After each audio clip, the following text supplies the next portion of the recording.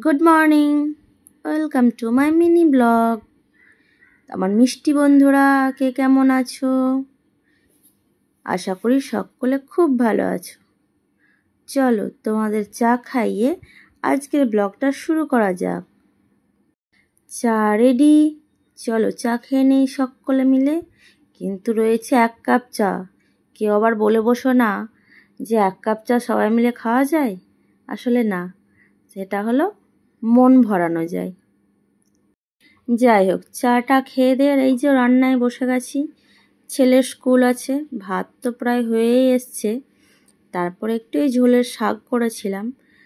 তারপরে বাকি সব রান্নাবান্না কিছু কিছু করেছিলাম। সব রান্না যদিও কমপ্লিট হয়নি, তো ছেলেকে খাওয়ানোর মতো কমপ্লিট করে ওকে ছাড়তে গেছিলাম গাড়িতে। দেখেছো, উল্টো রাস্তা থেকে যাবে, সোজা রাস্তায় সে কখনোই যাবে না।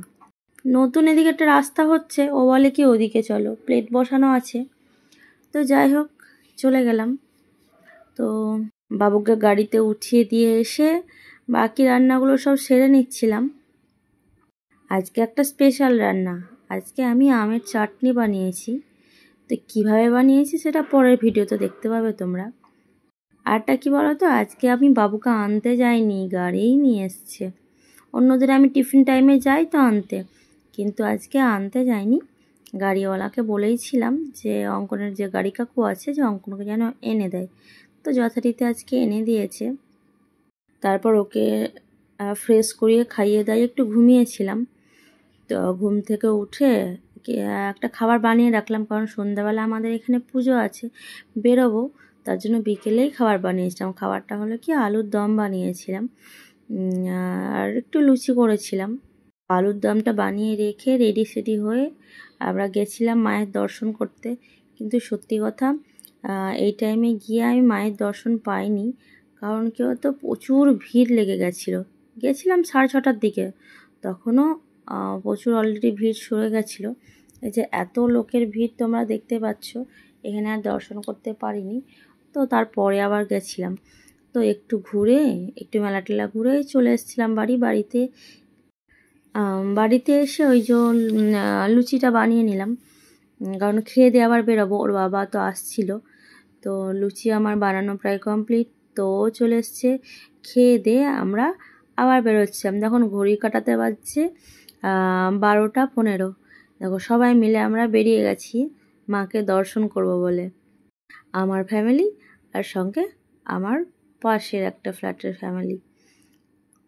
তার মধ্যে মাঝে একটু বৃষ্টি হয়ে গেছিলো বলে ওয়েদারটা অনেকটাই ঠিক ছিল। যতটা হাঁসফাঁস গরম ছিল এই লোকের ভিড়ে, তার জন্য বৃষ্টিটা হওয়ার ফলে অনেকটাই ঠান্ডা হয়ে গেছিলো। তারপর এই যে এখানে যে মা রয়েছে, সেই মাকে তো দর্শন করতে পারলামই না কোনো রকমে। তো যার একটা মা রয়েছে, আমরা ওখানে গেছিলাম।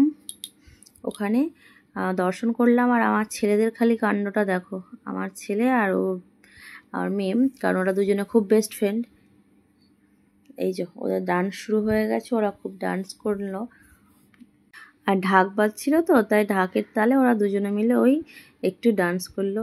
বাচ্চা তো, যাই হোক। তো